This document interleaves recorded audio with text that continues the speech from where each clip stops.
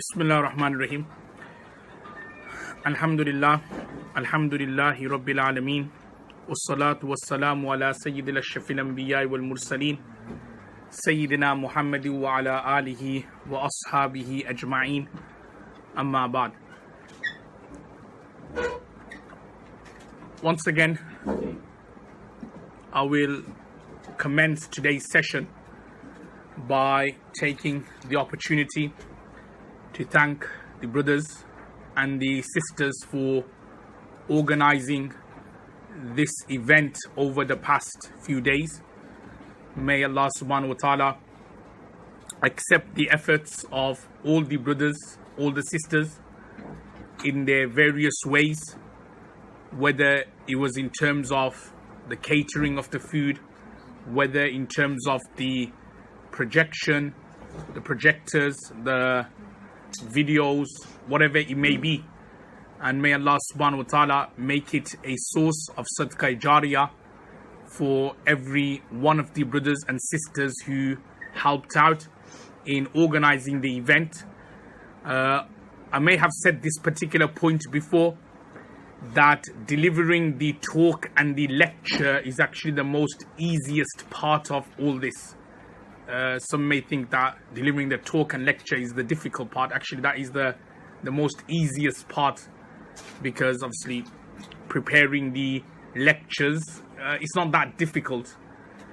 But actually organizing an event is much difficult than actually delivering the lecture and the talk, because it's like weeks in advance. You need to market, advertise, inform people, constantly send out reminders. They actually take a lot of time and a lot of manpower and a lot of kind of time consumed as well in that situation. So I always say this, that inshallah may Allah immensely reward the brothers and sisters who helped organizing this event. Inshallah may Allah make it a source of goodness for you in this world and also in the hereafter. Ameen thumma ameen. Now, as was mentioned in the introduction, that today's lecture is the last lecture or the last workshop. We don't have a second session today, so it's just going to be this morning session until Salatul Dhuhr, and at Salatul Dhuhr inshallah we will end and pause the session. Today's morning workshop is entitled as the Prophetic Vision in Dawah. But before I go on to talk about Dawah, I want to actually mention something very important, and that is regarding the importance of community relations, or the importance of living in a community, or the more modern day example, the concept of living in a country, and in particular to what level of interaction, muwalat we call it in Arabic, is allowed and is permissible living in a non-Muslim country, living in a foreign country, a Western country. And based on that interaction, we are then able to understand the needs of da'wah and the way that da'wah should happen and should kind of occur. Now, it's kind of slightly ironic that obviously today's lecture also coincides with the Chinese New Year. And I'm sure during the Chinese New Year, a lot of brothers and sisters may have a lot of questions that can we participate in the Chinese New Year? If we can, to what extent? If we can't, then are there any restrictions, or is it totally forbidden? We get these types of questions emailed into us quite regularly in the UK during the time of Christmas. So people ask that, can we attend Christmas parties? Can we, say for example, participate in Christmas? Can we, like say for example, well, it's a traditional that you kind of cook a turkey on Christmas Day and you have the Brussels sprouts and, you know, you have the gravy. So can a Muslim family, say, for example, eat a turkey on that particular day? And so on. So we get these types of questions with regards to Christmas in the Western world. So you probably will have something similar like that here in Hong Kong regarding Chinese New Year. But inshallah, we'll come back to that answer, inshallah, in due course. Now, before we start, let me just give a background to today's topic. Now, Allah subhanahu wa ta'ala created Adam alayhi salatu wasalam. And he created Adam alayhi salatu wasalam, or human beings, in the best of all molds, or in the best of all features. Fi ahsani taqweem, in the best of all molds. And after creating humans, after creating Adam alayhi salatu wasalam, allamahu al-bayan. Allamahu al-bayan. Allah subhanahu wa ta'ala gave humans the ability, the tawfiq to kind of speak, to kind of express themselves. Animals and other species, they kind of express themselves, but not the way human beings do.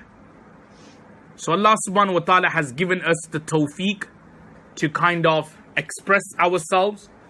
Not only that, Allah subhanahu wa ta'ala gave humans, gave Adam alayhi salatu wassalam, taught him things which he was unable to learn or know without the assistance of Allah subhanahu wa ta'ala. As Allah subhanahu wa ta'ala says in the Holy Quran, عَلَّمَ الْإِنسَانِ مَا لَمْ يَعْلَمْ. Allah has taught human beings things which he did not know. That's why when we look at all the modern day, whether they are aircrafts, whether they are spaceships, whether they are sea cruises or sea cruisers, whatever you want to call them, all have been taught by Allah subhanahu wa ta'ala. The first boat or the first ark, Allah taught Nuh alayhi salatu wasalam. And from there onwards, every other boat, ship, their roots can trace itself back to the very first ark built by Nuh alayhi salatu wasalam, taught by Allah subhanahu wa ta'ala. The Prophet Dawud alayhi salatu wasalam, Allah subhanahu wa ta'ala gave him the ability and the tawfiq to make or manufacture coats of armor, al-hadid. So from there onwards, all the modern day sophisticated coats of armor and other alats and other weapons of wars we see, its roots can be traced back all the way to Dawud alayhi salatu wasalam. This is what Allah subhanahu wa ta'ala says, Allama al-insan ma lam ya'lam. Now after Allah subhanahu wa ta'ala created Adam alayhi salatu wasalam, he then gave Adam alayhi salatu wasalam the honor to reside in Jannah. Allah says, وَقُلْنَا يَا آدَمُ اسْكُنْ أَنْتَ وَزَوْجُكَ الْجَنَّةِ. That you and your wife, Sayyida Hawa, radiyallahu ta'ala anha, reside in Jannah. And in yesterday's fiqh of marriage, I spoke about Sayyida Hawa, radiyallahu ta'ala anha, and how she was created by Allah subhanahu wa ta'ala from Adam alayhi salatu wasalam's left rib. And not only that, Allah subhanahu wa ta'ala gave human beings this honor, this virtues, that Allah instructed the angels to prostrate in front of Adam alayhi salatu wasalam. وَإِذْ قُلْنَا لِلْمَلَائِكَةِ اسْجُدُوا لِآدَمَ فَسَجَدُوا إِلَّا إِبْلِيسَ. So Allah subhanahu wa ta'ala, He created, the point I'm trying to make from all these ayats, from all these examples, Allah, He created Adam alayhi salatu wasalam. He gave honor to Adam alayhi salatu wasalam. The angels, they prostrated in front of Adam alayhi salatu wasalam. Allah taught human beings everything. Allah taught Adam alayhi salatu wasalam, allama al-asma'a, taught him all the names of everything. Now, whilst they were in Jannah, Allah subhanahu wa ta'ala told Adam alayhi salatu wasalam and Sayyidah Hawwa radiyallahu ta'ala anha not to eat from the prohibited tree. They were deceived by shaitan. وَعَصَىٰ آدَمُ رَبَّهُ فَغَوَىٰ. And that led to Adam alayhi salatu wasalam and Sayyidah Hawwa radiyallahu ta'ala anha being sent to this world. And Allah subhanahu wa ta'ala then made this world a test, a Darul Imtihan, a test for everyone.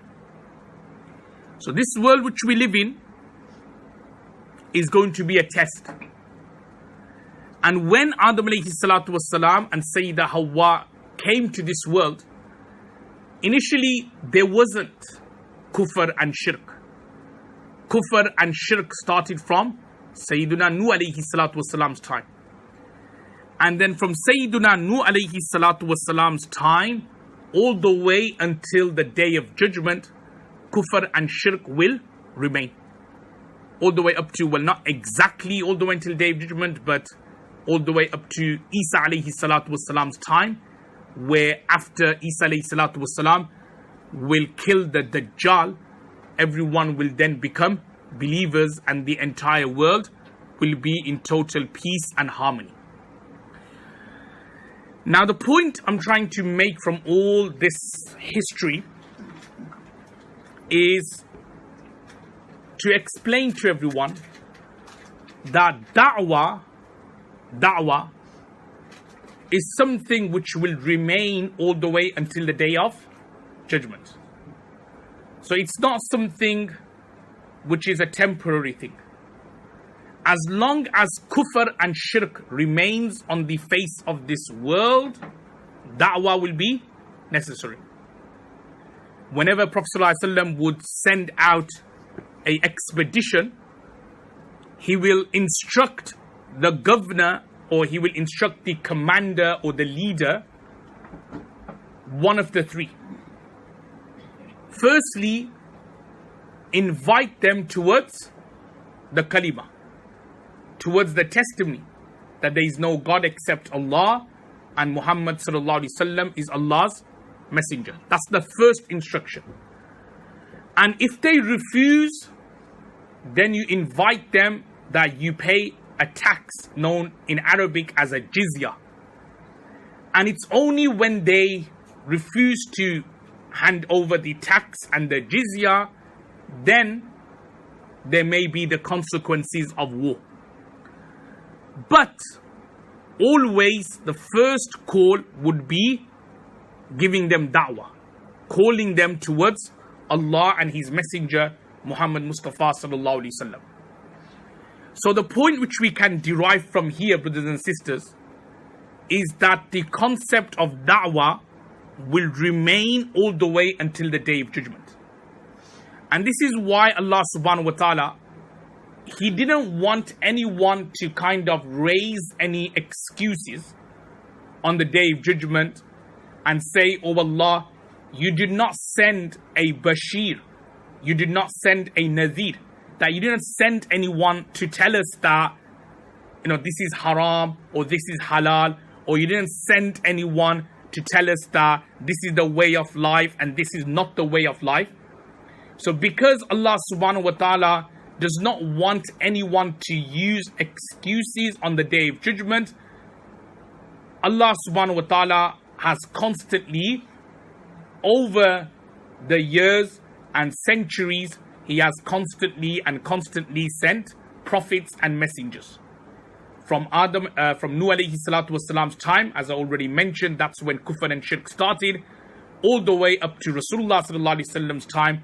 Every era, in every community, in every part of the world, there's always been a messenger, a Rasul sent to convey the message of Allah and to convey what is haqq, what is justice, what is just, what is good, and also to warn people of the dire consequences and the severe consequences for not abiding by Allah's words, by not abiding by Allah subhanahu wa ta'ala's commands.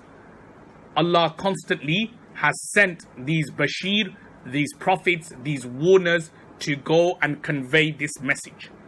And after the demise of Rasulullah sallallahu alaihi wasallam, as I mentioned in yesterday's session and also the day before, al-ulama warathatul anbiya, the ulama, the scholars and their disciples and everyone else will then carry out the work of Allah, the work of the messenger, in terms of giving da'wah, in terms of telling people what is right and what is wrong, and inviting people to the straight path, and inviting people to the path which will take them towards Jannah, and warning people of that path which will take them towards misguidance and towards hell. So the conclusion which we can derive from this first point is that da'wah, the practice of inviting people towards deen, will continue all the way up to just before the Day of Judgment. As long as kufr and shirk remains on this particular world, da'wah will be necessary. Where everyone becomes a believer, then there won't be any da'wah needed. Because da'wah is like, there's a need. And the need is that to invite people towards deen.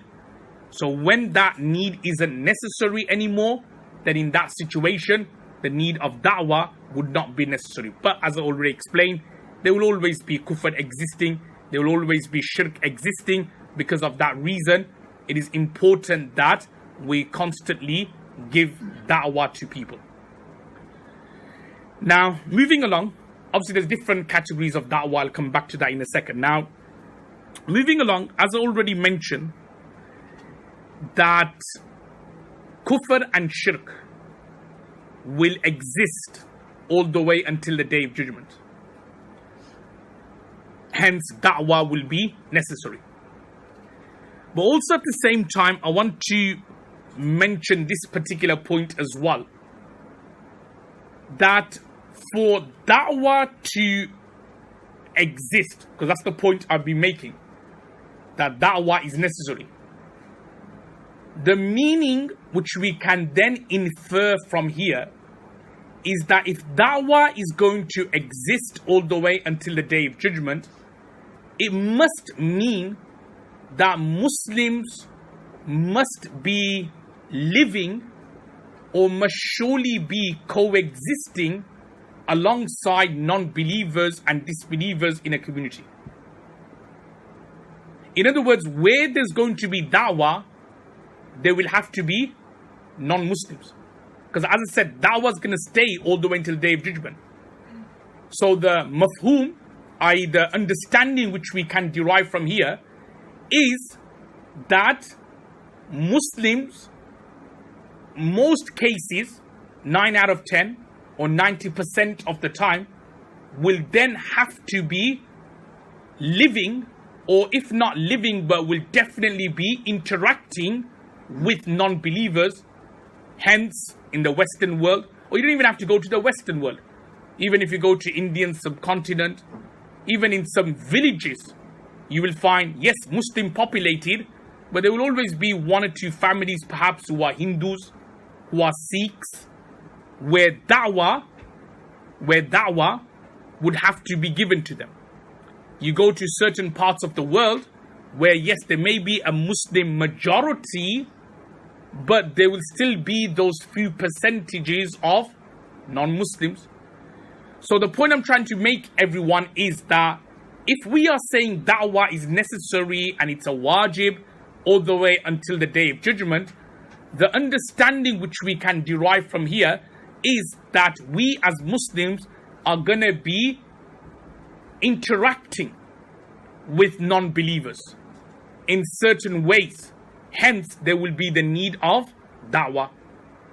Which then takes me into the next part regarding this concept of migration and whether it's considered to be something necessary that we have to migrate to a Muslim populated country. Can we live with non-Muslims, in other words? Because I think a lot of the time what happens is that a lot of people think or assume that, oh, we have to migrate to Saudi Arabia, we have to go back to Pakistan, we have to go back to Bangladesh or India or wherever we're from, because it's a Muslim populated country. Now, the point which I want to actually mention is that whichever country you are living in, whichever country you have migrated to, that is your country. So it's not necessary for you to migrate to a Muslim populated country, but rather to remain in that country with the intention of da'wah, or even not with the intention of da'wah, but even like participating in good work, community work, which I will speak about later. Then that is something which is permissible, and that is something which is good. Now, what I'm going to do now is I'm going to give you some examples from the seerah and from the hadiths where we find plenty of examples of Sahabas living with or amongst the non-Muslims, and that even during Rasulullah sallallahu alaihi wasallam's time, he didn't make it necessary always that, oh no, you have to leave and migrate to Medina Munawwara. There are many examples where Prophet sallallahu alaihi wasallam told the Sahabi that you live where you are and you don't have to migrate. I'll give you a few examples. Number one is a hadith which can be found in Sahih Muslim. A hadith which can be found in Sahih Muslim, that there was a companion in the name of Dhimad al-Azdi. Dhimad al-Azdi. So what happened was that he came to Rasulullah sallallahu alaihi wasallam. He did a pledge, which we call in Arabic a bay'ah. So he did a pledge on Islam. So he converted to Islam. Then he returned to his people and he stayed with them all the way until Rasulullah sallallahu alaihi wasallam migrated to Medina Munawwara. So this is one example of Dhimad al-Azdi, that after he converted to Islam, Prophet sallallahu alaihi wasallam didn't say to him, oh no, you need to come to us straight away. No, but rather Prophet sallallahu alaihi wasallam allowed him to stay in Medina, to stay with his people, and he was afterwards, he then migrated to Medina Munawwara. That's one example. There's some other clear examples. I'll give you another example. This is a bit more clearer. Everybody perhaps knows a very famous companion in the name of Tufail bin Amr ad-Dawsi. Ad-Dawsi. Daws is a name of a tribe. And from this tribe of Daws, you have a very famous companion in the name of Abu Hurairah radiyallahu ta'ala an.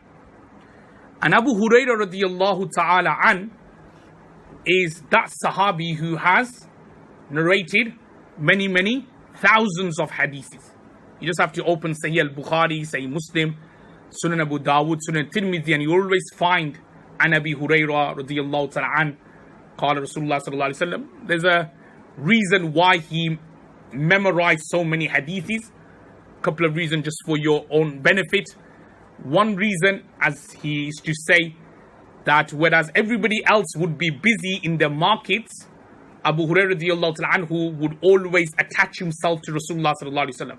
So that's why he was constantly aware of many hadiths in relation to Rasulullah sallallahu alaihi wasallam. And also there's another hadith which also can be found in Sahih al-Bukhari, that the reason why he memorized so many hadiths was because of a miracle. And the miracle was that Prophet sallallahu alaihi wasallam said to him that, take off your cloak and place it in front of you. Like, place it in front of you. And after I finish my conversation, these are Prophet sallallahu alaihi wasallam's words, that after I finish my conversation, you then fold your shawl and then wrap it on your chest. This is what Abu Hurairah radiallahu ta'ala anhu did. After Prophet sallallahu alaihi wasallam finished off his conversation, he then picked up his shawl, he then wrapped it on his chest, and from that day onwards, Abu Hurairah radiallahu ta'ala anhu never forgot a single hadith of Rasulullah sallallahu alaihi wasallam. So now, as I was saying, that there's this tribe called the tribe of Daws. Tufail bin Amr was from this particular tribe.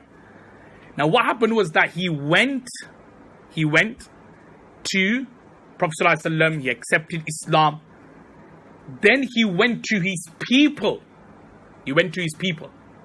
And he stayed with them. He gave them dawah. But none of them were believing. So then he, i.e. Tufail bin Amr, then came to Rasulullah sallallahu alaihi wasallam, and he said to Rasulullah sallallahu alaihi wasallam, O Prophet of Allah, make a curse against my people. They're not believing, they're not listening. Make a curse against them. So what did Rasulullah sallallahu alaihi wasallam do?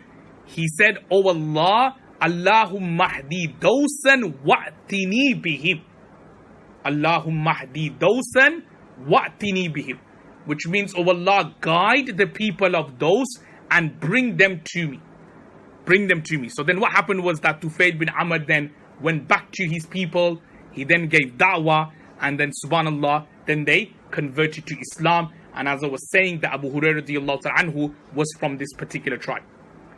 But the point I'm trying to make from this hadith, this is a bit more clearer, is that he converted to Islam. Again, Prophet sallallahu alaihi wasallam didn't say, oh, you need to come to us in Makkah, go back. No. What happened was, he told him to go back to his people, give them da'wah, and then afterwards, when you're ready, then you could come back. So the point which we are trying to determine from here is that this notion that when you basically become a Muslim, you have to migrate to the Muslim populated land, then that's not something which is necessary. You could be in a Western country, you could be in Hong Kong, you could live in Europe, you could live in the UK and America and Canada and other places with the intention of giving da'wah, with the intention to be good members of society, with the intention to help the community. It's not necessary that you need to come back to a Muslim populated country, or you need to come back to your birthplace. For many of the youngsters who are here, this country is your birthplace anyway. So therefore, where are you going to go back then? So in that case, it's not necessary that you need to go to a Muslim populated country for your iman to be complete, but rather you could be where you are. Obviously, there are some conditions, as long as you are freely able to act upon your deen. Obviously, if you are not able to act upon your deen, then migration becomes necessary. But where you are able to act upon your deen, then it is important that you remain there with the intention to give da'wah. Also, another very famous story regarding migration is the story of those who had migrated to Ethiopia. Yep, those who migrated to Ethiopia. Now, everybody knows the story, what happened there.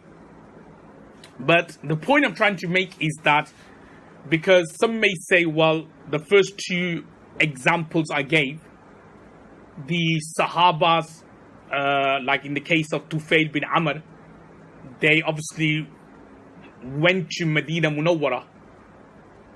But the example of the Sahabas who had migrated to Ethiopia, Habasha, was such that even after Rasulullah sallallahu alaihi wasallam migrated to Medina Munawwara, what happened? They didn't return to Medina, or they didn't go to Medina Munawwara straight away, did they? They actually remained in Ethiopia for a period of 7 years. And it was during the Battle of Khaybar, which happened in 7th Hijri, that was the moment, or that was the time when they returned from Ethiopia and they came to Medina Munawwara. So the point I'm trying to make here, brothers and sisters, is that, look, this is a classic example. Because when Prophet ﷺ migrated to Medina Munawwara, the situation became a bit more better. The persecution wasn't more common anymore. I'm sure there was some kind of like hostility from the Jews and the hypocrites of Medina Munawwara, but they were more watered down, or they were done more subtly, or they were done more discreetly. But by large, it was safe in Medina Munawwara. But even then, the Sahabas who had migrated to Ethiopia, were they told to leave Ethiopia and come to Medina Munawwara? The answer was no. They were told to stay there. And it was only in 7th Hijri, at the end of the Battle of Khaybar, when the Sahabas kind of returned.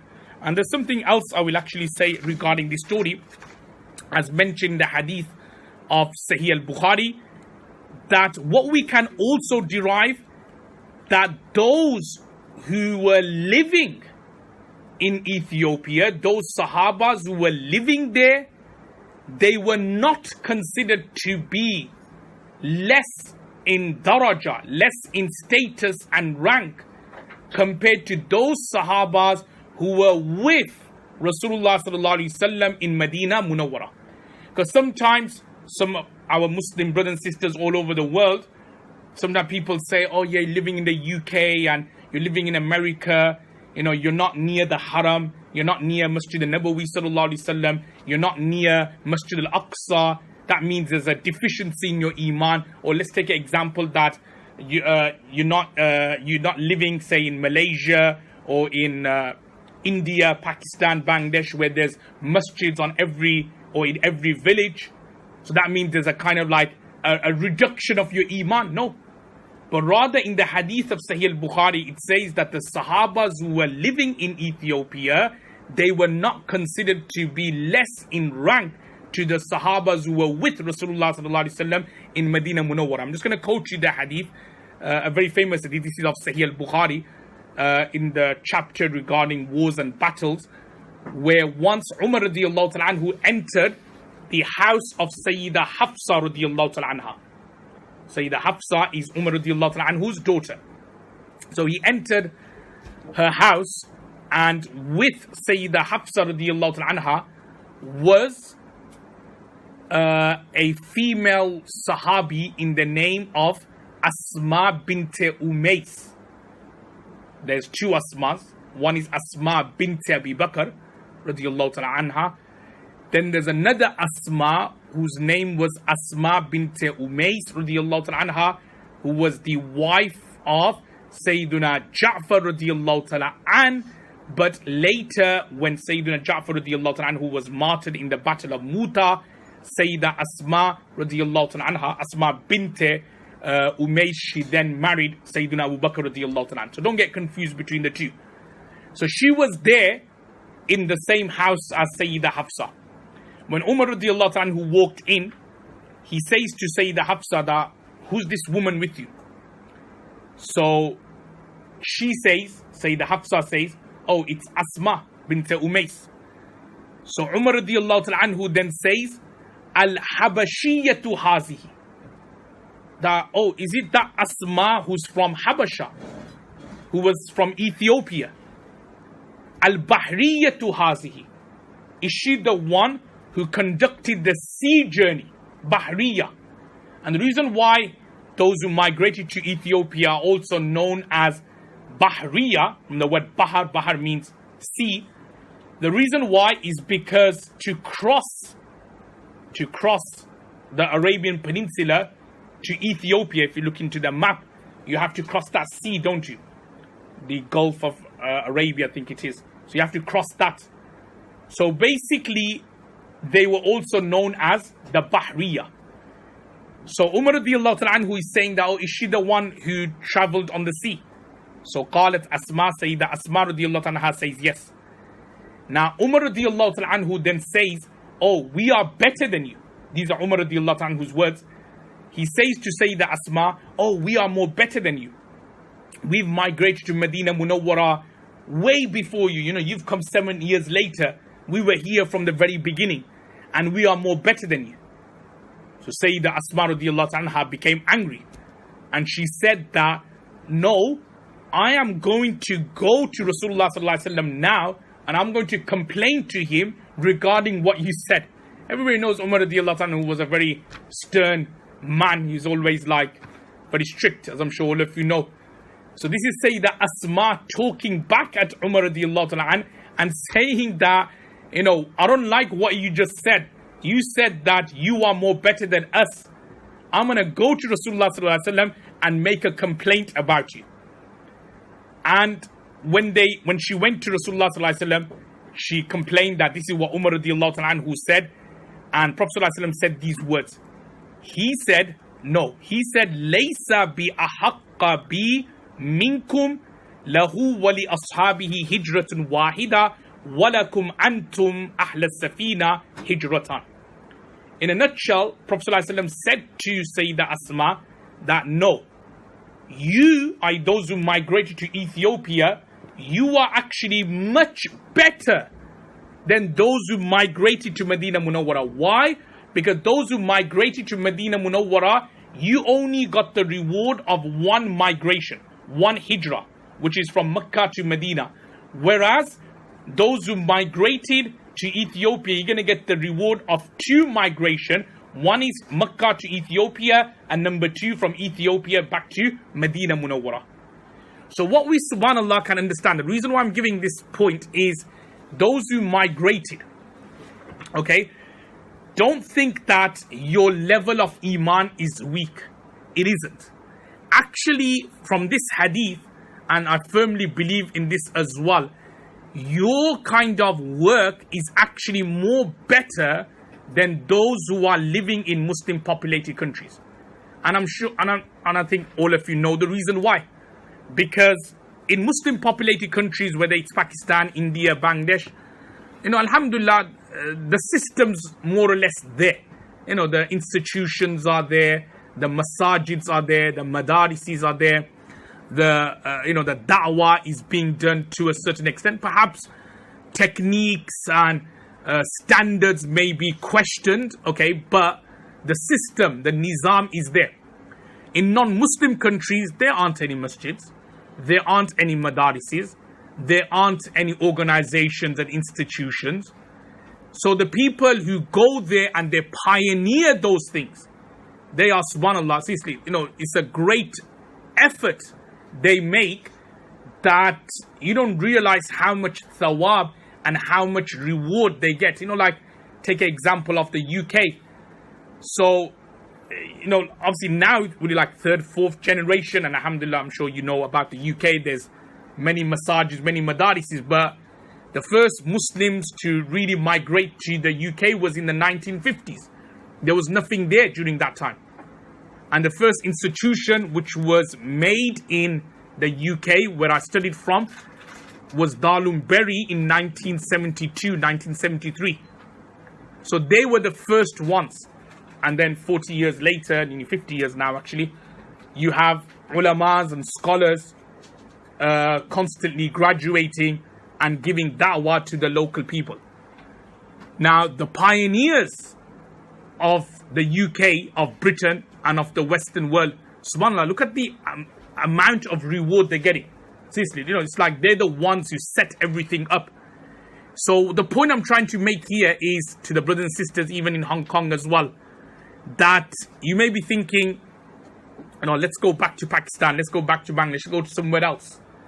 But actually what you should do is that we should, but again, I don't want to give a general fatwa here, because every person's situation may be different. But I'm just talking generally that it's best that we stay here.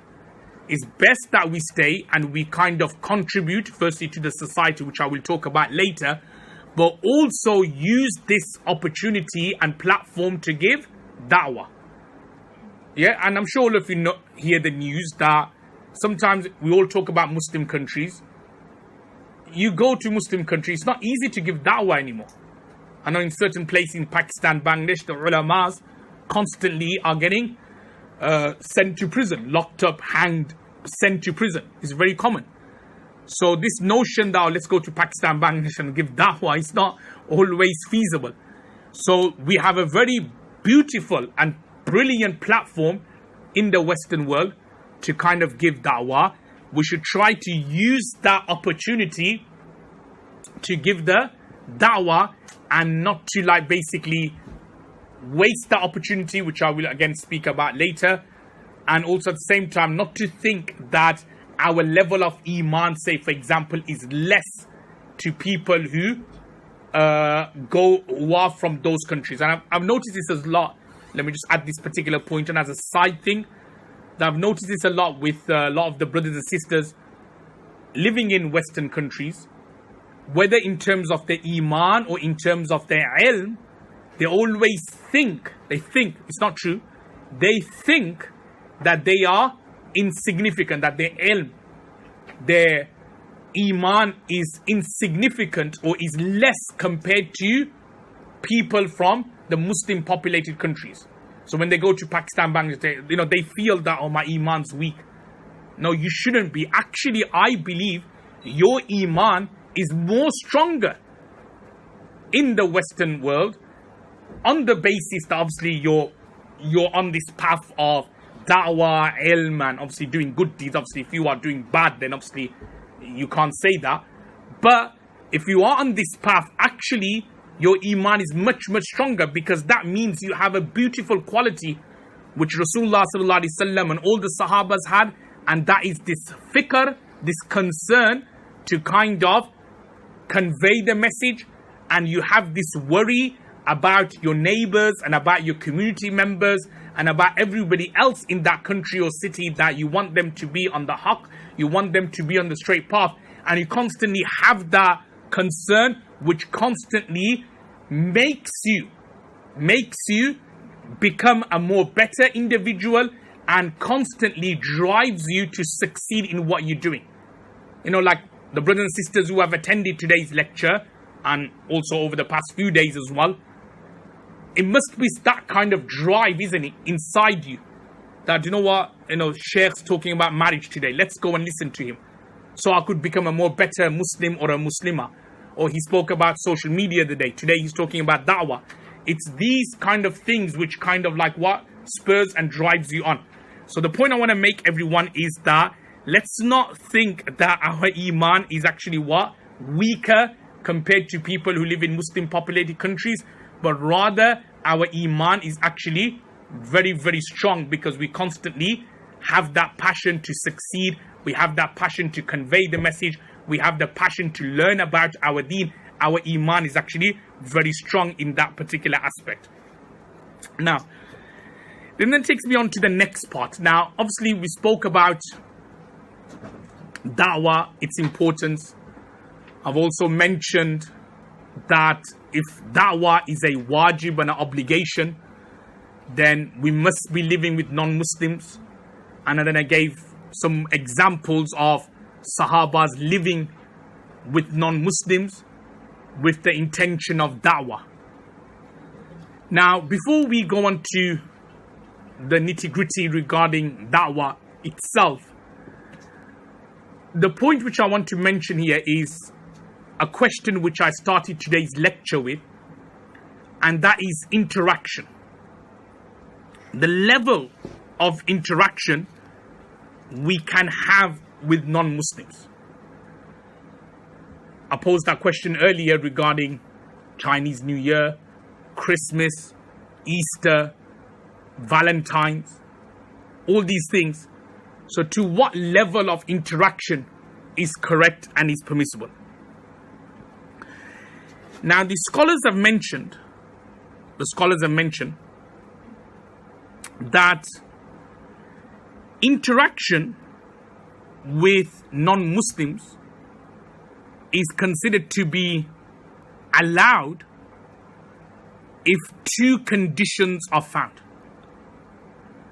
The first condition is that you are not at war with them. You are not at war with them.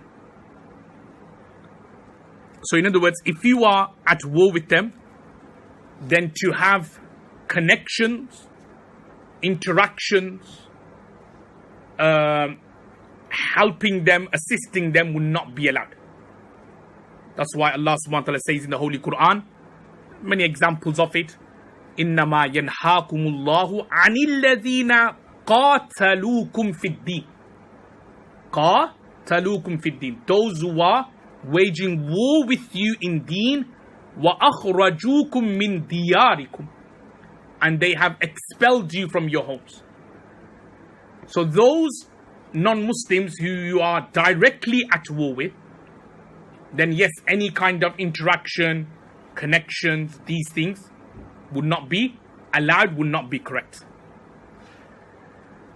And the second condition is that you are allowed to have interaction,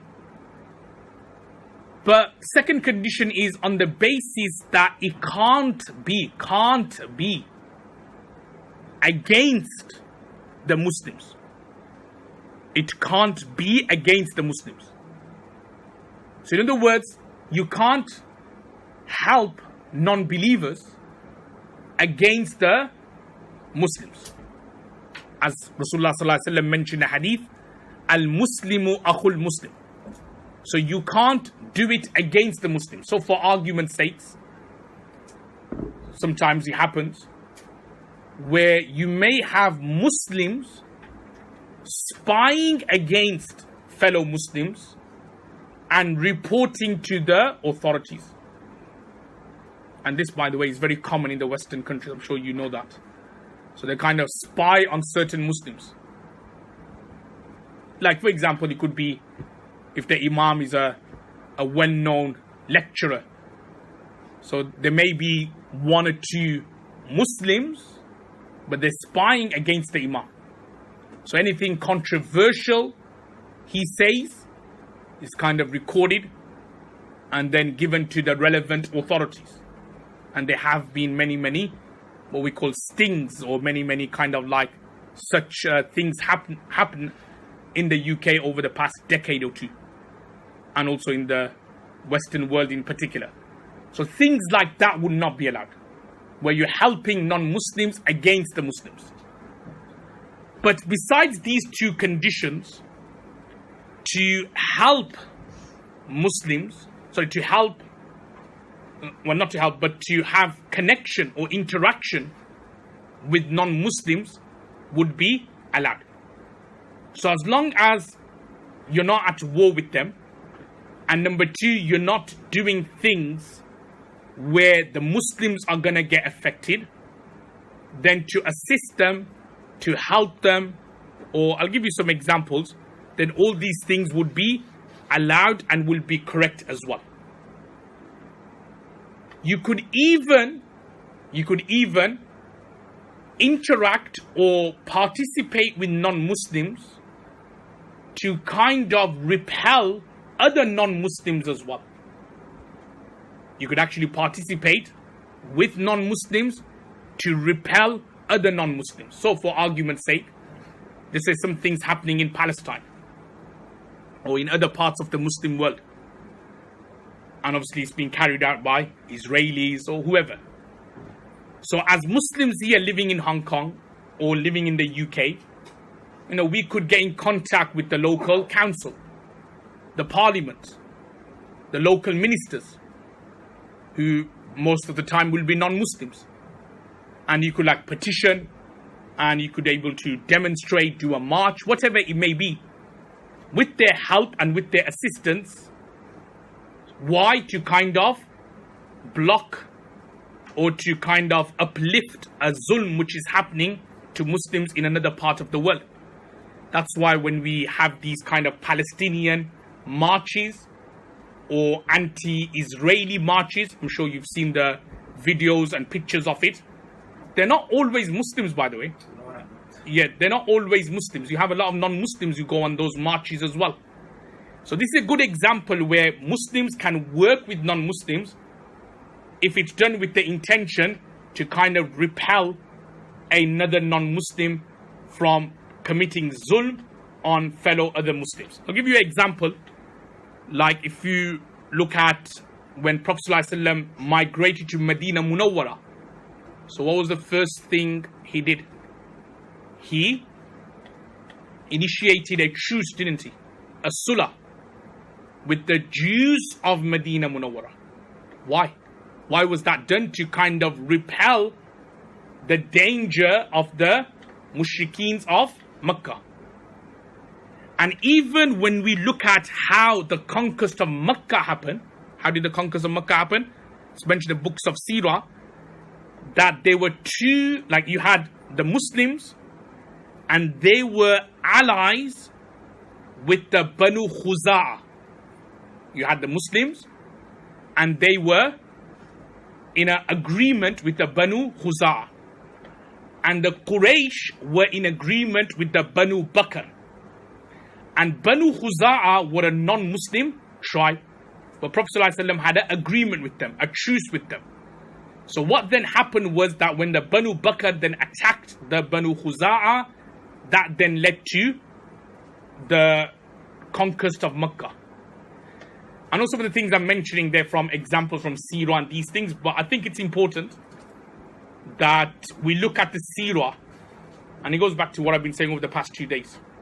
And if we study our deen well, all the answers, all the answers are there. A lot of people talk about these issues about, migration and Dawah and so on. And many people think that, the answers are not there in the Sirah or not there in the Sunnah. The answers are there, but we just have to study and we'll get the answer. So even when we look through the Sirah and how the conquest of Makkah happened and other subsequent agreements happened, we realize that actually there is nothing wrong in having certain conditions or agreements or truces or sulh with the non-Muslims. Which then takes me on to the next part, is when we talk about living with non-Muslims. So I've been saying that we can live with non-Muslims with the intention of dawah, but also at the same time, when living with non-Muslims, we should basically also participate in some things as well. What things can we participate in? Always remember to participate with non-Muslims in things which obviously is within the boundaries of the Sharia, and also number 2, which is based on وَتَعَاوَنُوا عَلَى الْبِرِّ وَالتَّقْوَى وَلَا تَعَاوَنُوا عَلَى الْإِثْمِ وَالْعُدْوَانِ.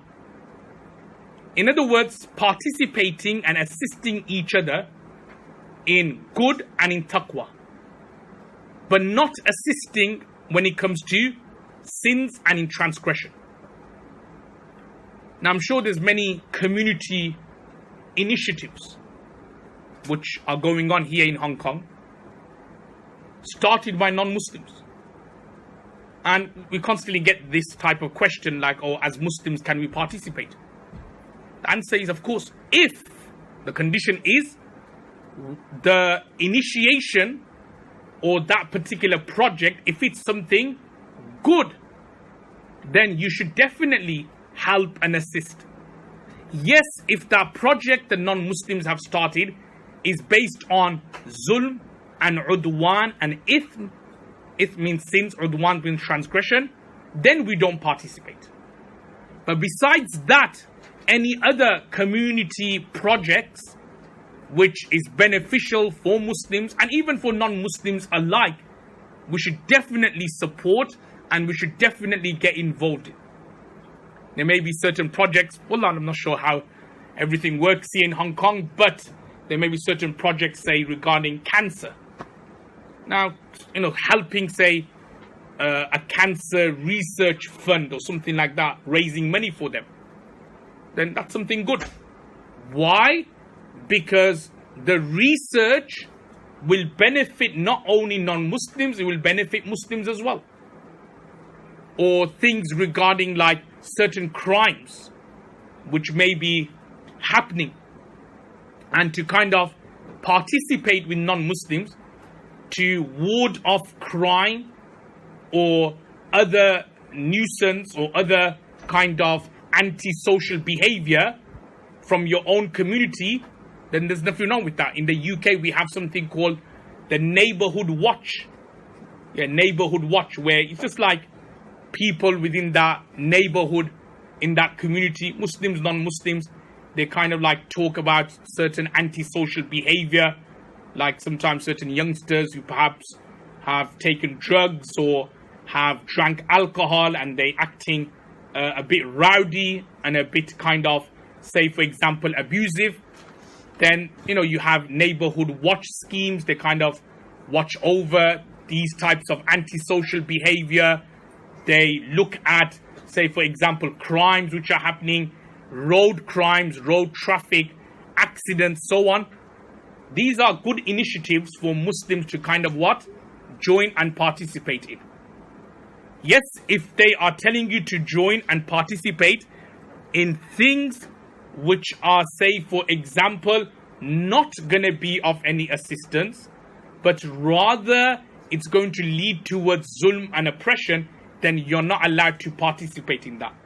But just the general usul and principle of assisting each other on good, whether they are Muslims or non-Muslims, that is totally fine and acceptable. Let's give you some examples. Everybody's aware of this incident. This is again in the Seerah. Okay, and again I request everyone, study the Seerah in your own time in detail.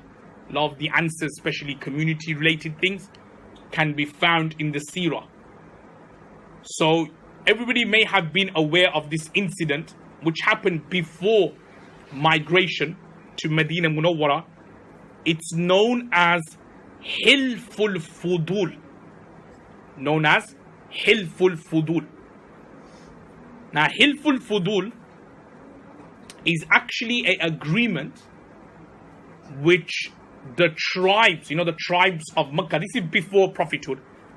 So there was this agreement known as the Hilful Fudul, where the tribes of Makkah, they got together and they said that we are going to get together and repel zulm, repel oppression.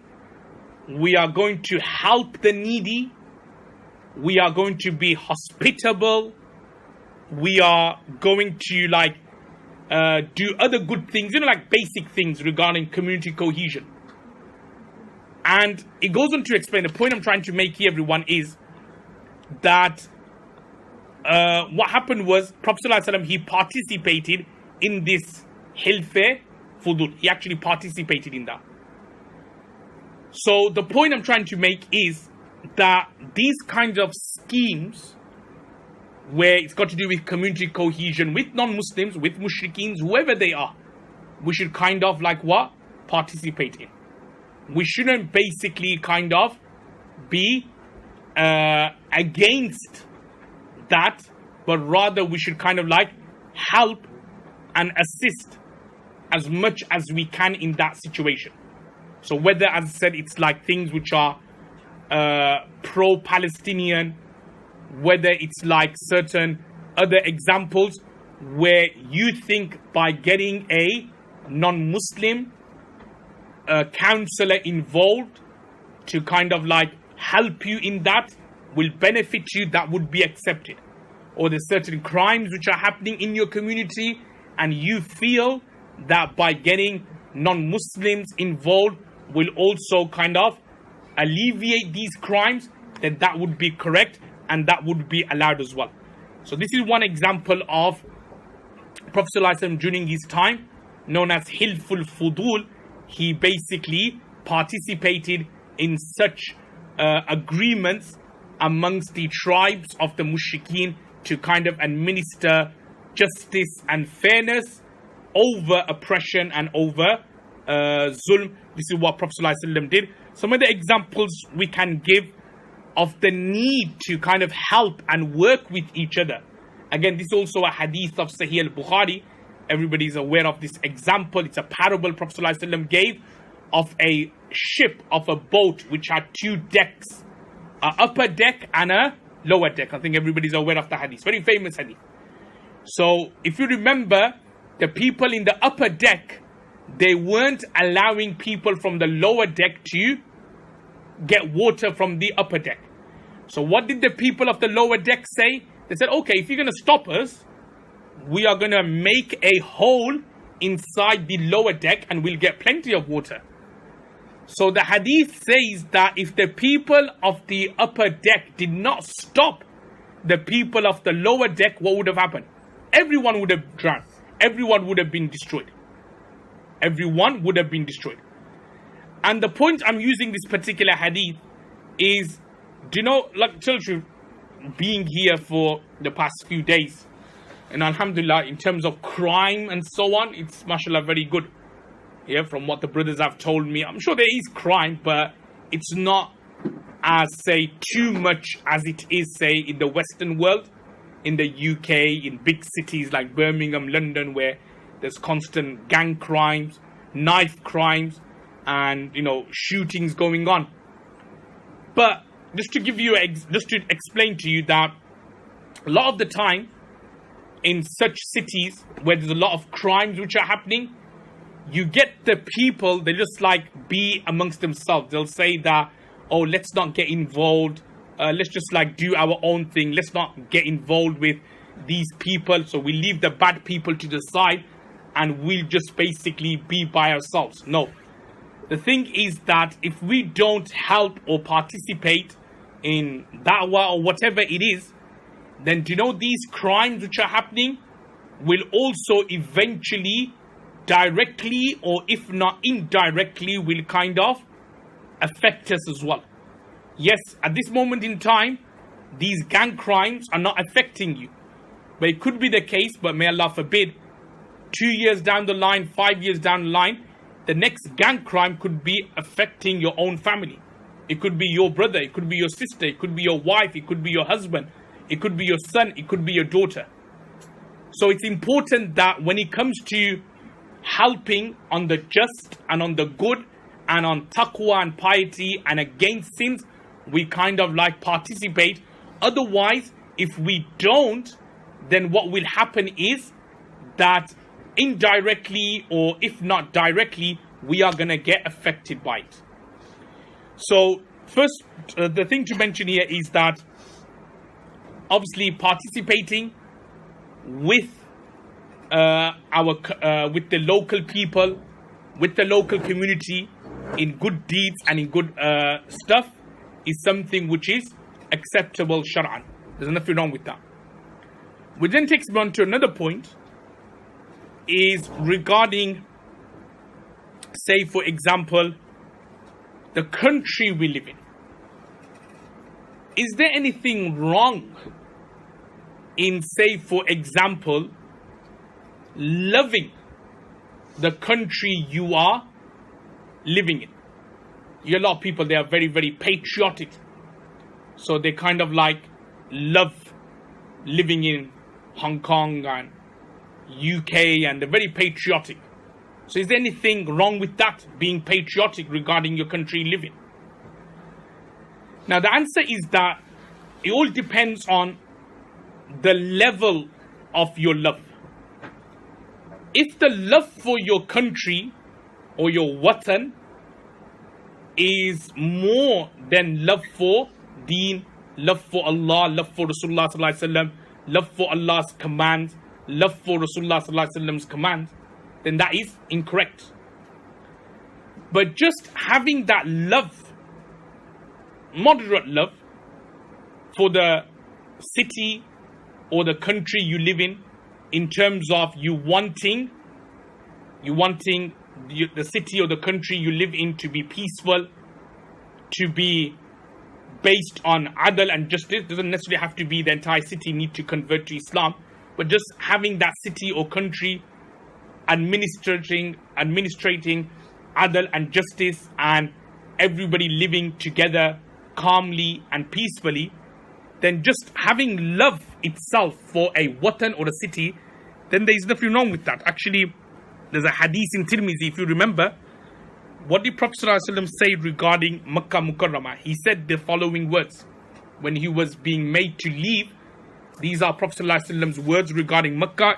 He said, Ma atyabuki min baladin. Ma atyabuki min baladin. Wa ahabbuki ilayya. That how pure city you are, and how beloved of a city you are. Wa ahabbuki ilayya. Walawla anna qawmi. And if my people akhrajuni minki, if my people had not removed me from you, then ma sakantu ghayraki, I would not have resided anywhere else. These are Prophet ﷺ's words regarding which city? Makkah Mukarramah. When he was being forced to leave Makkah, what did he say? He said that you are the most pure and the most purest and the most beloved of city, that if my people had not removed me or expelled me from Makkah Mukarramah, I wouldn't have wanted to reside or live somewhere else. And then when Prophet ﷺ, because he was obviously forced to leave Makkah and come to Medina Munawwara, then for Medina Munawwara, the dua Prophet ﷺ would make regarding the city of Medina Munawwara, as mentioned in the hadith of Sahih al-Bukhari, is Allahumma habib ilayna al-Madina. Allahumma habib ilayna al-Madina kahubbina makkata aw ashadda. In other words, oh Allah, make Medina Munawwara beloved to us the same way our love for Makkah Mukarramah aw ashadda, or even more severe. So what we can derive from here is that, as I was trying to point out, that even having the love for the country you live in, or the town or the city you live in. Sometimes people, like I'm from Birmingham. So sometimes, we have that thing, oh yeah, I'm from Birmingham, or, we call those who live in Birmingham as Brummies. So, you're from a particular city. Londoners, Brummies, these types of terms they use. And you have that kind of like closeness and attachments, and you have this kind of like affiliation. Because obviously if you grew up in a particular city or town, Zahir, it's obvious you're going to have a bit of what? Connection with it. You're going to feel like comfortable living there. So Prophet ﷺ saying that this type of moderate love is fine, is acceptable. Yes, you can't have such love for cities and countries and towns where it supersedes the love which you should have had for Allah and His Messenger Muhammad Mustafa sallallahu alaihi wasallam. But just having love for the city or town to a moderate degree, to a moderate level, that is considered to be accepted, and that is considered to be nothing wrong with it, as was mentioned from the hadith at the top. So therefore, what I'm trying to explain is that when we are living in non-Muslim towns or countries or cities, then we as Muslims should kind of participate when it comes to things related to taqwa, righteousness, good things. And also at the same time, we shouldn't participate in things which are, even Islamically, they're not allowed as well. Things like breaking the law of the country, jaywalking and these things. We shouldn't basically be doing that as much perhaps we do, or other kind of scams which people do, like dodging the taxis or anything like that.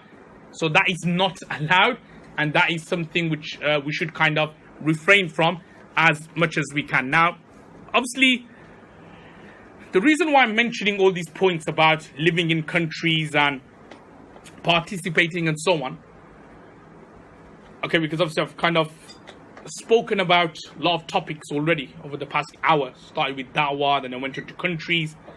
Then over the past 10 minutes or so, I've been speaking quite a bit about assisting and helping your local community and your local area. Yes, I've mentioned quite a few things regarding that. And the reason why I'm mentioning all these points is to kind of open everyone's mind that, brothers and sisters, when we talk about da'wah, da'wah isn't just verbal, isn't just done orally. But da'wah is very generic. And there's so many ways you can give da'wah. Yes, ideally, the most quickest way of conveying the message is perhaps, yes, you find a non-Muslim, you find a Chinese person outside and you speak to him directly. And you say to him, look, brother, well, whatever his name is, come towards Islam. But there's also other ways of giving da'wah as well. There's other ways of giving da'wah. Hence, even through your actions, you can also be giving da'wah as well. You don't always have to speak and constantly give a lecture to give da'wah. You don't have to constantly do things for people to convert. People can convert through the way you are and your behavior and your adab and your ethics. People just can believe into Islam just through those ways. I quoted the hadith, yesterday's story, if you remember, about Thumama bin Uthal. So what was his story again? He was tied around Masjid Nabawi sallallahu alaihi wasallam. I think I may have mentioned yesterday or the day before. So he was tied around Masjid Nabawi sallallahu alaihi wasallam. What happened? In each of the day, Prophet sallallahu alaihi wasallam asked him, look, what do you want to do?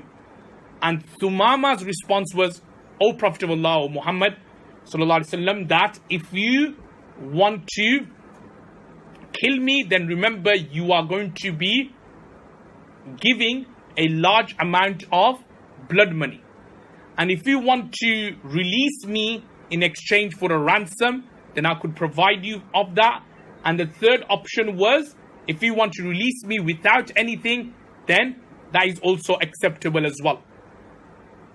Not any time during the 3 days, in which Thumama was there, not even once Prophet ﷺ went and spoke to him about Islam. Not even once did a companion go and approach him and gave him da'wah. But what happened? 3 days later, as soon as he was released on the third day, what happened? Thumama, he then converted to Islam. Why? Because whilst he was there in that environment, he saw how the Sahabas were, he saw how the companions were, he saw how they were to Rasulullah sallallahu alaihi wasallam, and what happened was that he then converted to Islam.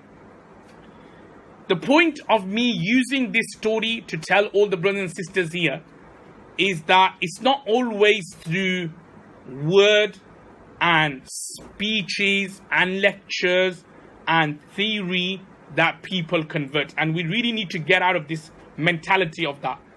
Because many times whenever I speak about da'wah, don't get me wrong, I will mention some of the usuls and principles, but I think a lot of people think it's all about words, and they're constantly practicing on how to deliver the message. Yet they forget about the entire package of da'wah. Firstly, I believe da'wah starts from the heart. Talks about, it's about your sincereness. If you really have that fikr, do you know what? You could change a lot of people. Yet, like I'm speaking to you today's gathering, yesterday and the day before. Now, one thing was very nice to hear from brothers and sisters were many of them were, alhamdulillah, affected by some of the points which I made and some of the things I said. And that is like the key thing, because that you can't train that in someone. That has to come purely from your heart. To change people, you don't even have to know really good English, by the way. I won't say my English is very good, but if you have something in your heart, you're sincere, you could actually convey the message, and people will change because of the level of your sincerity. So don't just concentrate only on techniques and words. A lot of time when it comes to da'wah, people start getting worried, and they think that, oh, Sheikh, I can't give da'wah because I don't know how to speak properly, or I don't know what to say, or I don't know how to convey the message. And people constantly are worried about the delivery of the message rather than focusing on the message itself.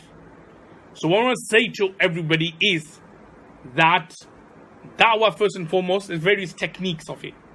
It's not just done through orally and verbally, but rather through your behavior, through your appearances, and the way you are, being dignified and so on. Inshallah, you will see a lot of people will convert to Islam. A lot of people will convert to Islam. People out there are, a lot of people, non-Muslims, even Muslims as well, unfortunately, they constantly have what we call, they constantly are worried. They constantly have, they constantly have questions and so on about Islam, about deen, or just about, in general, a lot of things in life. So they're constantly looking for solution. They constantly want answers. But sometimes the answers can basically be, say, for example, given.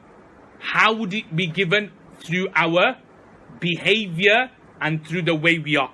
So do keep that particular point in mind, that it's not always necessary that da'wah has to be done orally and verbally.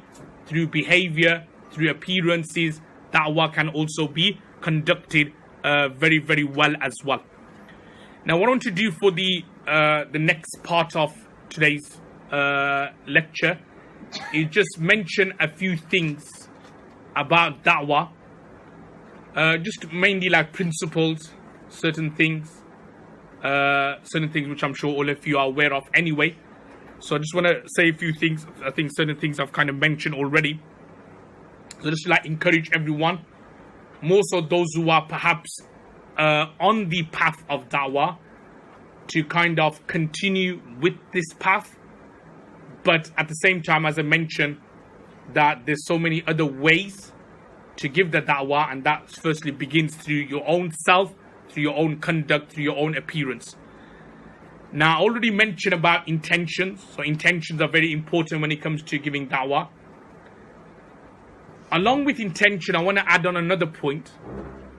And that is that, remember, when it comes to giving da'wah, actually, before I mention that, let me just explain the different kind of categories of da'wah, I should say. Now, da'wah means to invite people to Allah subhanahu wa ta'ala, to call people towards Allah. We call that da'wah.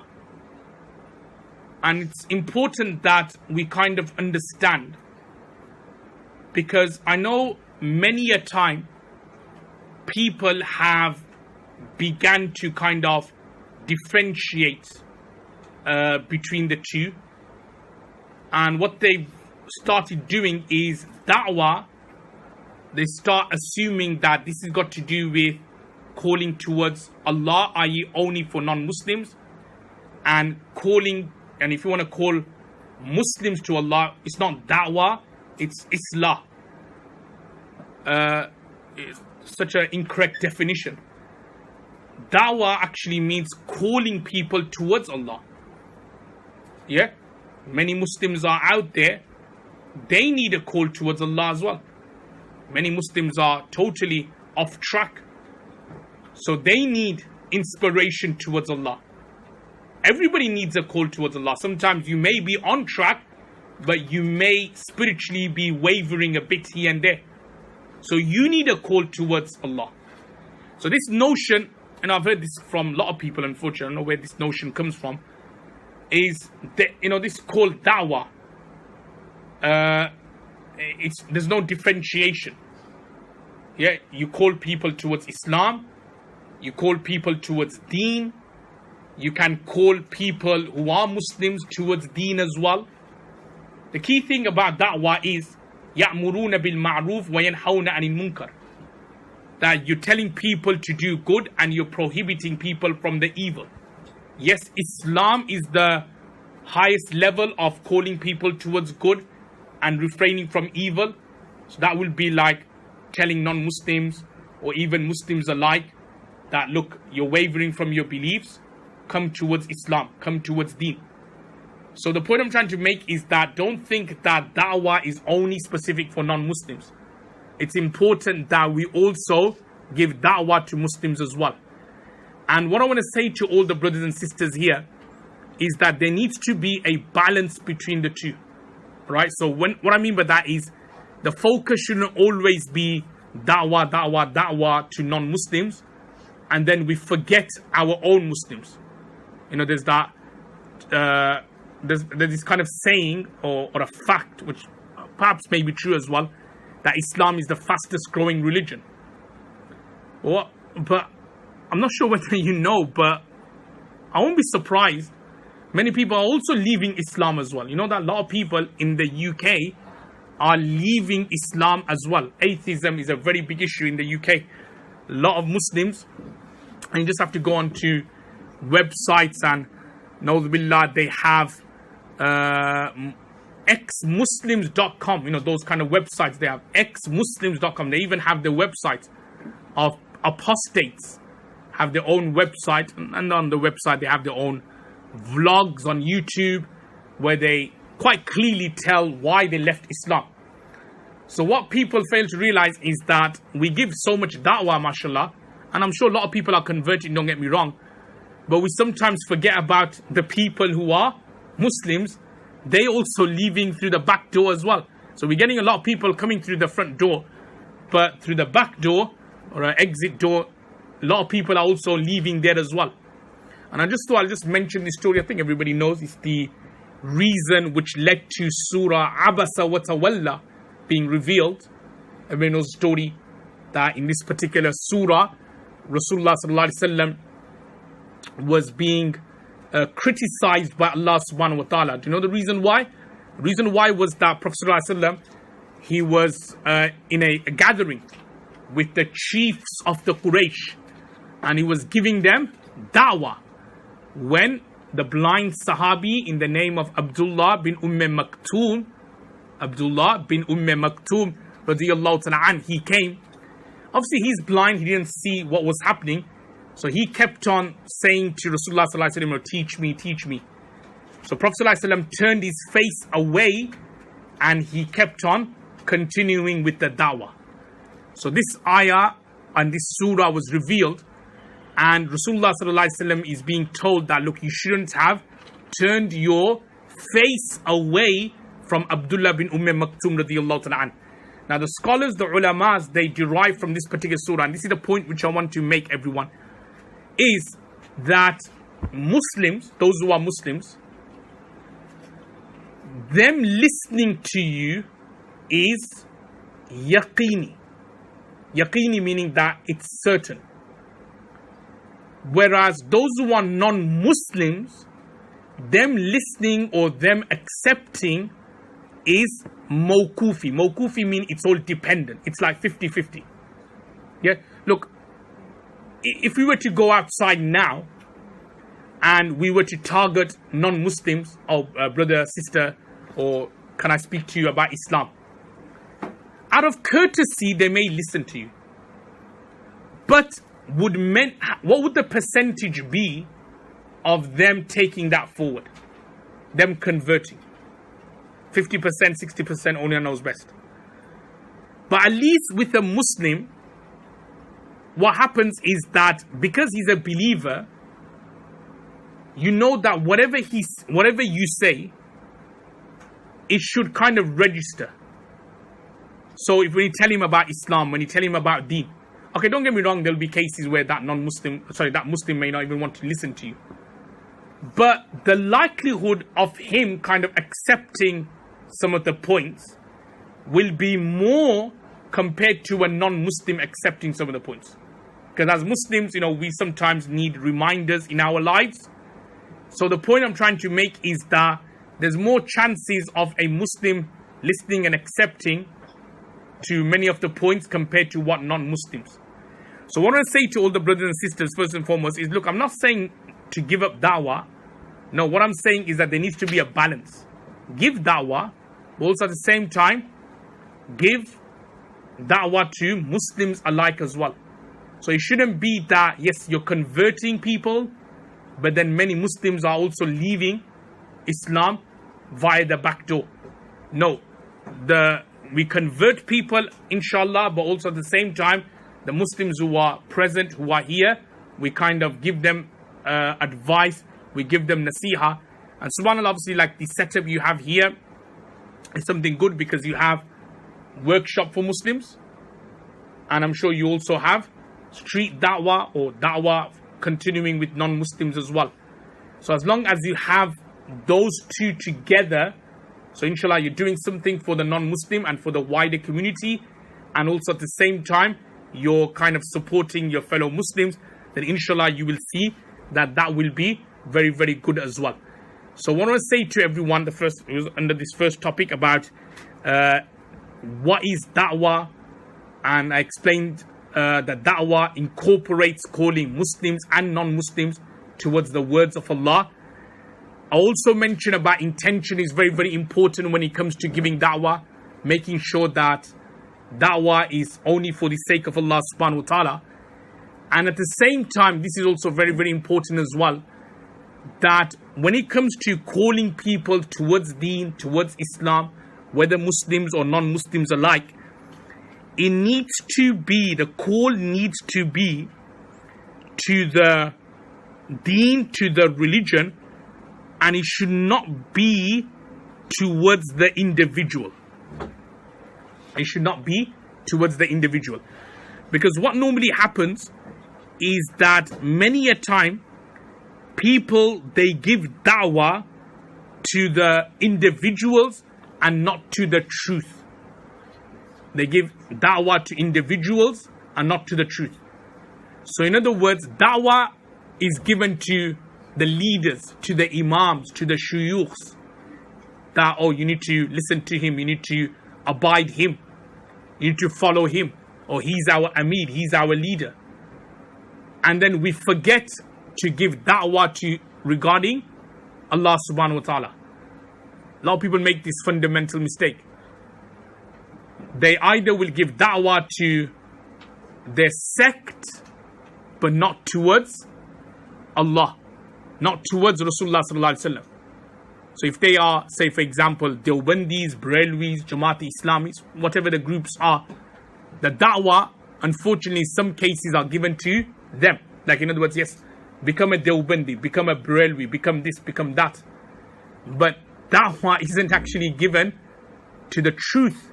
And the truth is to believe in the oneness of Allah, to connect people to the Quran, to connect people to the Sunnah of Rasulullah sallallahu alaihi wasallam.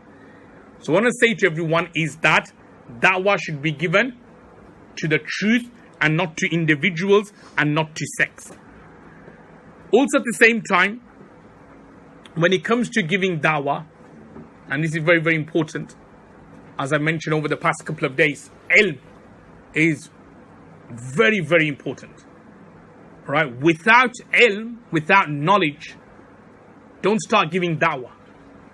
Because the likelihood is probably going to confuse yourself, others, and even yourself, because if you aren't really prepared, what will happen is that you're just going to end up questioning your own faith and deen. Yeah, a lot of people have lost their iman through this particular way. Just because they may be, like say, hafiz the Quran, for example. They've done the tahfiz. So they memorize the Quran. Okay, which is an amazing ni'mah and blessing. But that doesn't mean necessarily speaking that you are now qualified to start giving a lecture about Aqidah and belief and about Islam and about Tawheed and about Risala. Right? So if you don't know anything, even though you may be Hafiz the Quran, even though, mashallah, you may be praying 5 times a day, it may not equip you to kind of give da'wah. So please make sure before you give da'wah, what you do is that you kind of learn about your deen. Okay, I can't stress the importance of that. Otherwise, you're just going to confuse people.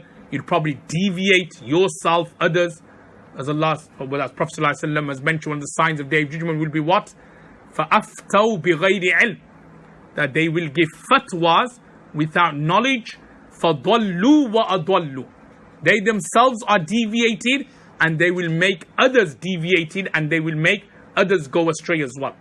So please make sure that you have sufficient enough knowledge. Also at the same time, one of the things about da'wah is that patience, very, very important. Don't give up. Don't get disheartened if you are attacked or if your deen is attacked. Take an example of Nuh alayhi salatu wasalam, who I mentioned before. He was actually beaten by his people and he used to fall unconscious. But yet he still would get up and continued with the da'wah. Even his wife, he had 2 wives. One was a believer, another one wasn't a believer. She used to conspire against Nuh alayhi salatu wasalam. Likewise, Lut alayhi salatu wasalam, his wife was also a non-believer as well. So remember everyone that sometimes when giving da'wah, you may not, say for example, be convincing many people. You may not even have converted a single person. You may, forget about converting people, even your own family perhaps may not accept what you're doing. If you want to give da'wah to your own family to bring them close towards deen, you feel that they're not even listening to you. It doesn't mean that you give up. Yeah, take an inspiration of Nuh alayhi salatu wasalam, as I said, Lut alayhi salatu wasalam. Their wives didn't even believe in them. Their own wives, they didn't believe in them. So the point I'm trying to make is that you continue with the work. You continue with the message. Remember, da'wah isn't something like it's based on number of people converting makes you successful. Number of people you have changed making you successful. No, it's not a numbers game. It's not like a business in a way, where, fair enough, if it's a business, then you look at what? Numbers, don't you? You look at figures, facts, how much money is coming in. Da'wah isn't like that. Organizations and institutions are not based on facts and figures. They're based with the sole pleasure to convey the message. So even like advice and nasiha to obviously brothers and sisters who are participating in the da'wah side and also organizing workshops and so on, don't get always disheartened that, oh, not that many people attended, or not that many people know about us, or not that many people support us. No, da'wah isn't based on the number game. That's why I'm sure you're aware of the hadith of Sahih Muslim that Prophet ﷺ said on the Day of Judgment, there'll be some prophets. They will have no followers. There will be some prophets will only have 1 follower. Some prophets will have 2, 3 followers. Some will have 10 followers. And then in the case of Musa alayhi salatu wasalam, he would have more followers, and Prophet ﷺ would have followers on the right, left, front and back.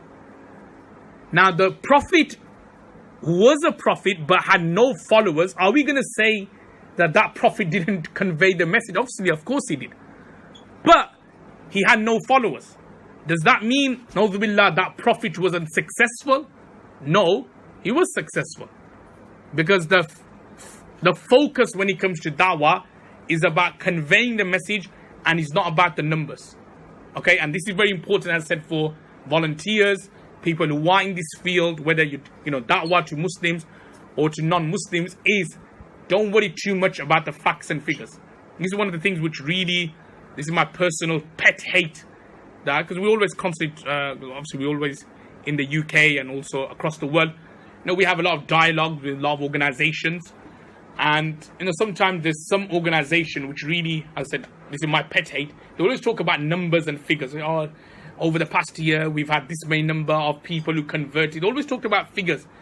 And it's something which really gets to me because, why do you have to talk about figures for when it comes to da'wah? Just because you had 20 converts over the past couple of weeks and the other one who had only one convert, does that make you better than others? No.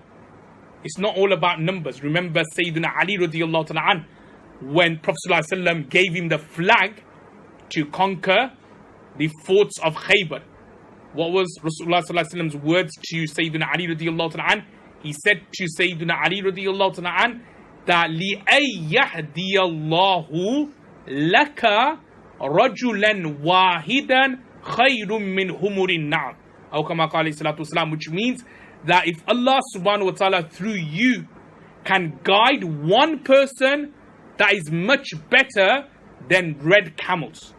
Why red camels? The red camels were considered to be very expensive to the Arabs. So Prophet ﷺ was saying to Sayyidina Ali that if you can convert one person, guide one person, forget about converting, guiding one person, then what will happen is that you will be considered, or whatever you have will be considered to be what?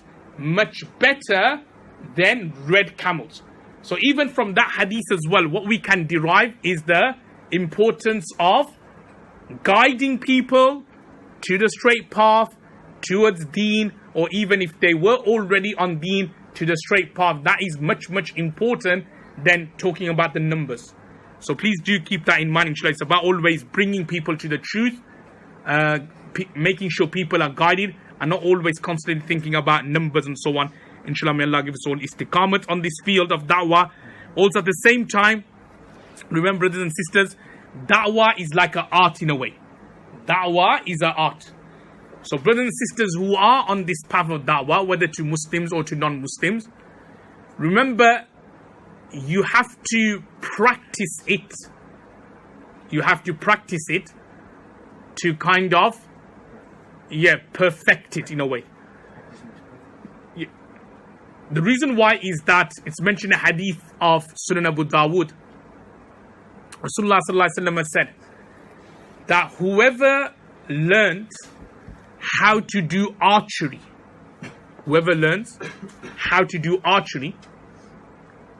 and then he forgets it, فَلَيْسَ مِنَّا, he is not from us. So in other words, if Allah has given you the tawfiq, the ability to learn how to throw arrows, spears, to use a bow and arrow, and then afterwards you forget all about it, like you forgot how to do it, then Prophet ﷺ said, فَلَيْسَ مِنَّا, he is not from us. What I want to say to everyone is that likewise with da'wah as well, that you need to constantly work on it, practice it, be aware of situations as well. Don't just constantly give da'wah. Try to constantly tweak your ways and your information. Okay? Don't just use like sometimes when people give da'wah, they just use it's like they're paraphrasing things.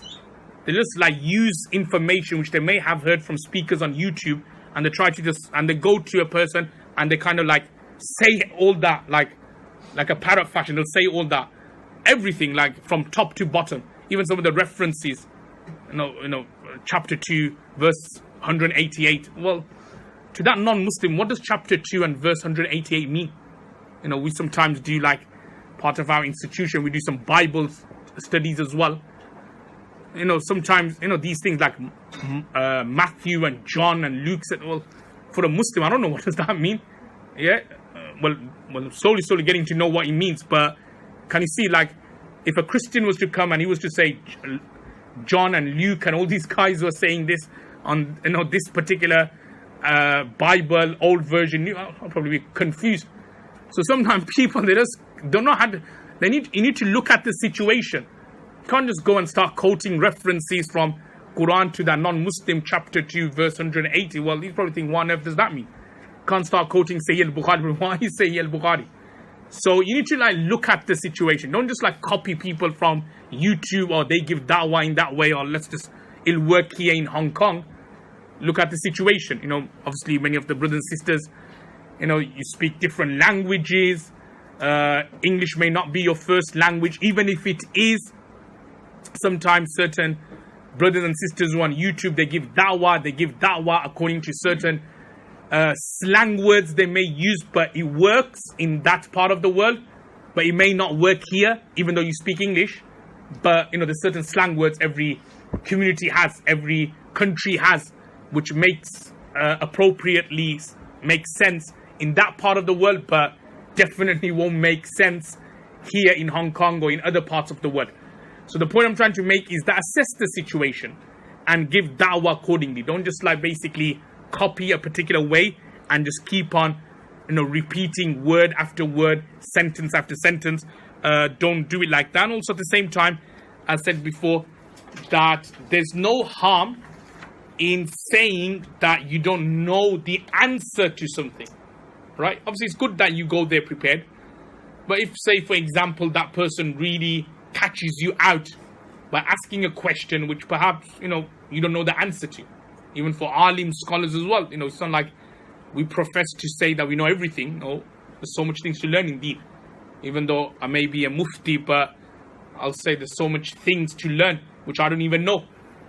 But the point I'm trying to make is that sometimes somebody asks you anything tricky, just say you don't know. There's nothing embarrassing to say. Look, can I take your email address? And then I'll email you the answer. That is much better than trying to say things or make up hadithis or make up information where you then end up confusing yourself and others as well. And also remember, when it comes to giving da'wah, that always be true to your words, yeah? Don't kind of water down the deen when it comes to da'wah. Because, especially nowadays with a lot of people giving da'wah and information widely available online and on the internet, that they'll be able to find out that you're being untrue with some of the things. Like sometimes it could be you're giving da'wah and somebody may ask you about, okay, what does the Sharia say about hijab? Now you can't say, oh yeah, Sharia doesn't say anything about hijab and it's up to you whether you wear it or not. No, you have to tell the truth, because they'll find out anyway. And then when they do find out, then they'll say, well, no, so-and-so da'i tried to deceive me by saying hijab isn't necessary.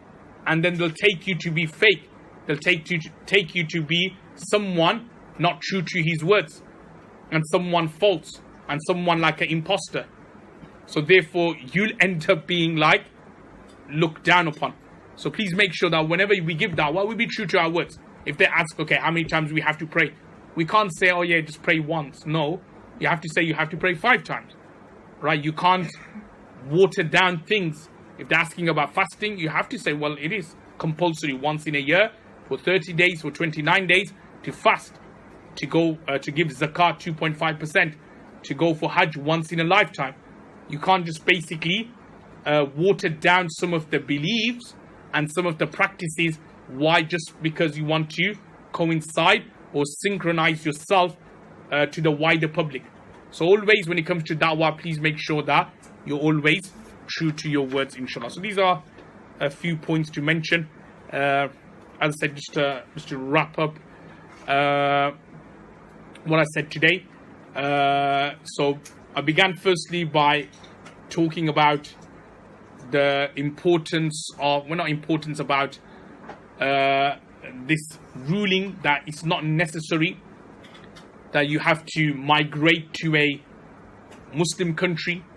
You could live in a non-Muslim country. You could participate even in the local politics if you want, as long as it is based on bir and taqwa, and that by you indulging in politics does not lead towards zulm, oppression and transgression. And then afterwards I went on to mention about da'wah is not something which is restricted to orally or verbally. The best form of da'wah is through your behavior, is through the way you are. the way you talk, the way you act. And then I went on to mention that, yes, if we did decide to give the da'wah and so on, then these are some things which we should keep in mind in terms of having good intentions and so on. Istiqamat, not to get despondent if people don't believe or accept the message. But to kind of finish off at the end, just like wrap up the last couple of days, 2.5 days of talks and lectures here. You may have realized, or as the sister mentioned earlier, that you may have realized that most of the talks which I have done over the past few days has been more in terms of geared up regarding community cohesion, family, marital relationships, and so on.